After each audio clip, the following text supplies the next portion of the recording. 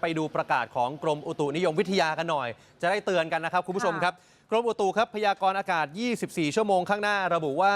ความกดอากาศต่ำเนื่องจากความร้อนปกคลุมประเทศไทยตอนบนครับทำให้ไทยตอนนี้มีอากาศร้อนถึงร้อนจัดกับมีฟ้าหลัวในตอนกลางวันนะครับ